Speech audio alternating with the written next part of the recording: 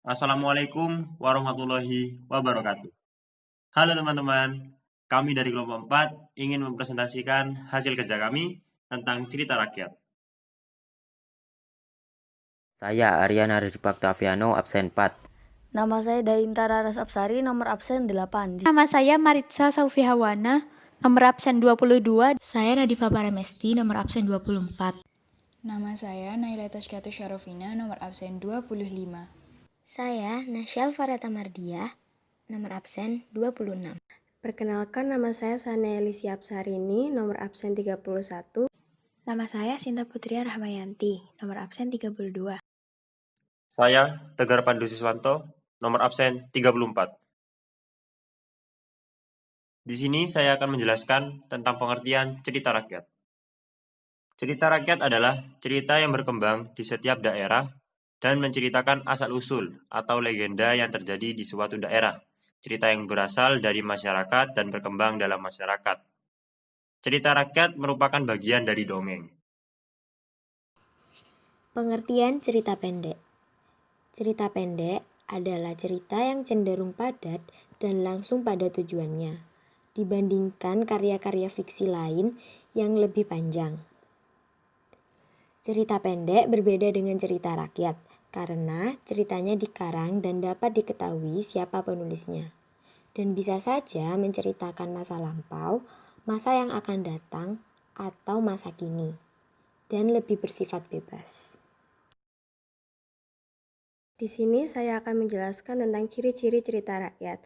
Yang pertama, cerita rakyat disampaikan secara lisan. Yang kedua, disampaikan secara turun-temurun. Ketiga, tidak diketahui siapa pertama kali membuatnya. 4. Kaya nilai-nilai luhur. 5. Bersifat tradisional.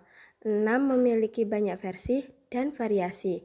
7. Mempunyai bentuk-bentuk klise dalam susunan atau cara pengungkapannya. Fungsi cerita rakyat. Fungsi sarana hiburan yaitu dengan mendengarkan cerita rakyat seperti dongeng, mait, atau legenda. Kita seakan-akan diajak berkelana ke alam lain yang tidak kita jumpai dalam pengalaman hidup sehari-hari. Fungsi sarana pendidikan yaitu pada dasarnya cerita rakyat ingin menyampaikan pesan atau amanat yang dapat bermanfaat bagi watak dan kepribadian para pendengarnya. Fungsi sarana penggalang rasa kesetiakawanan di antara warga masyarakat yang menjadi pemilik cerita rakyat tersebut. Fungsi lain lagi dari cerita rakyat adalah sebagai pengokoh nilai-nilai sosial budaya yang berlaku dalam masyarakat.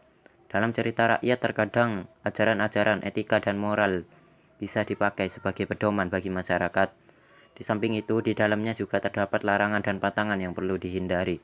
Cerita rakyat bagi warga masyarakat pendukungnya bisa menjadi tuntunan tingkah laku dalam pergaulan sosial.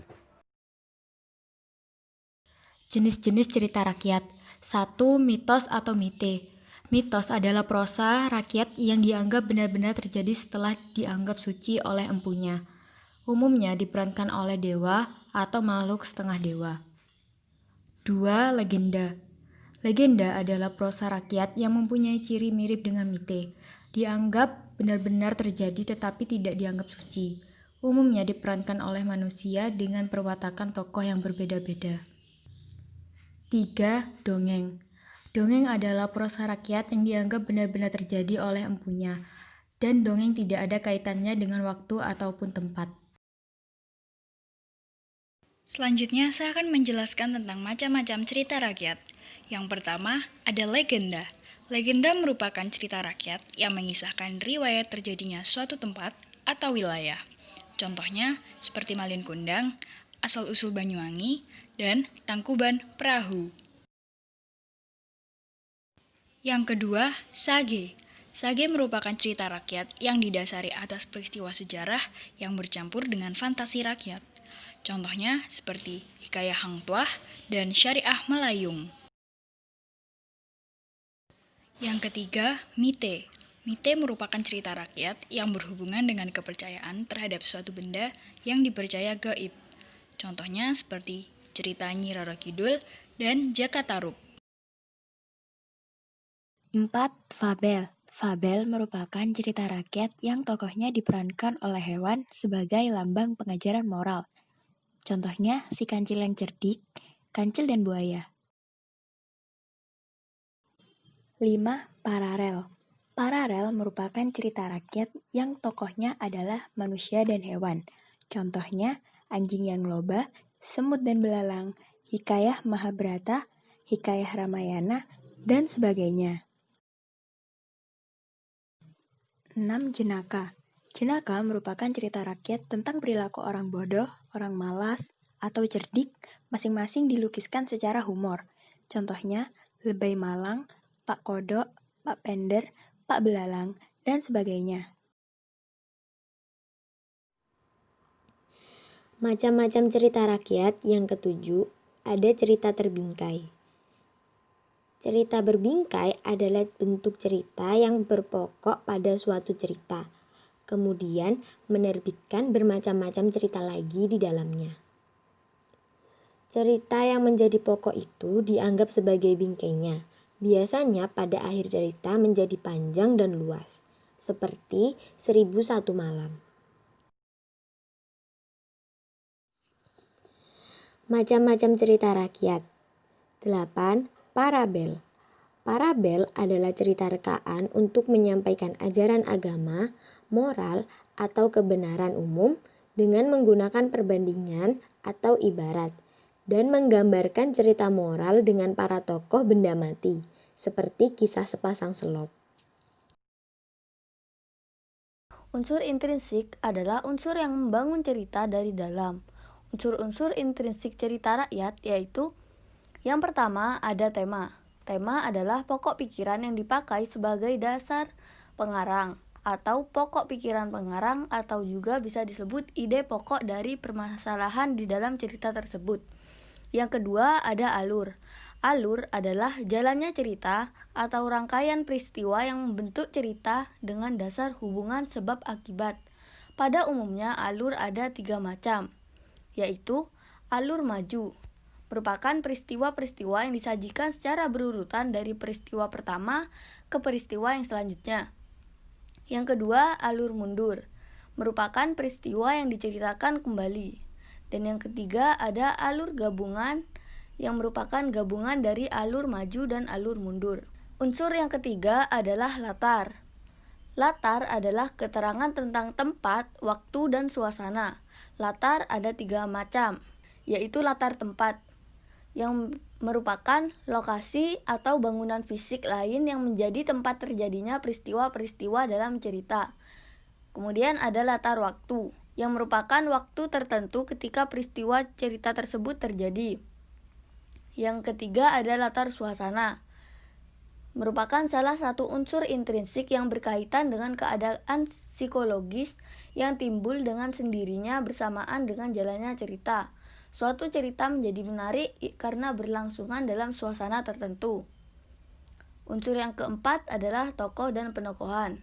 Penokohan adalah lukisan watak pelaku atau cara pengarang menggambarkan watak tokoh. Istilah tokoh menunjukkan pada orangnya, pelaku cerita, sedangkan penokohan menunjukkan pada sikap kualitas pribadi tokoh.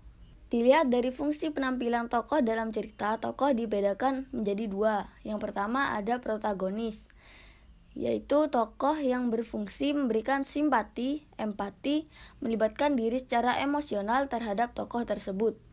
Tokoh yang disikapi demikian disebut tokoh protagonis. Yang kedua adalah antagonis. Antagonis adalah tokoh yang berfungsi menimbulkan konflik dan berposisi dengan tokoh protagonis. Unsur yang kelima adalah sudut pandang. Sudut pandang adalah kedudukan pengarang dalam cerita atau cara pandang pengarang. Setiap pengarang memiliki sudut pandang penceritaan yang berbeda. Ada yang menggunakan sudut pandang penceritaan orang pertama, seperti aku atau saya. Ada yang menggunakan sudut pandang penceritaan orang kedua, seperti kamu atau kau. Dan ada juga yang menggunakan sudut pandang orang ketiga, yaitu ia, dia, atau nama orang. Yang terakhir adalah amanat. Merupakan amanat yang ingin disampaikan pengarang kepada pembaca melalui cerita rakyat tersebut. Berikutnya ada unsur ekstrinsik. Apa sih unsur ekstrinsik itu?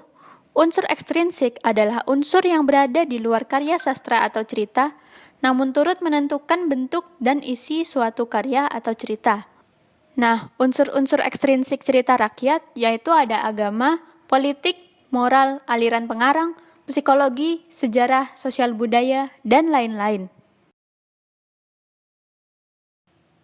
Berikut ini adalah perbedaan antara cerita rakyat dan cerita pendek. Yang pertama, cerita rakyat menceritakan tentang legenda atau mitos, sedangkan cerita pendek menceritakan sesuatu dengan tujuan tertentu. Yang kedua, cerita rakyat tidak diketahui pengarangnya, sedangkan cerita pendek dibuat oleh penulis atau diketahui pengarangnya. Yang ketiga, cerita rakyat hanya menceritakan tentang masa lampau, sedangkan cerita pendek menceritakan masa kini, masa depan, dan juga masa lampau. Yang keempat, cerita rakyat memiliki alur yang panjang, sedangkan cerita pendek memiliki alur yang singkat dan padat. Lalu yang terakhir, cerita rakyat identik dengan nilai adat istiadat, sedangkan cerita pendek identik dengan kehidupan sehari-hari. Sekian dari kami dan terima kasih telah menonton. Jika ada pertanyaan, dapat bertanya kepada kami. Wassalamualaikum warahmatullahi wabarakatuh.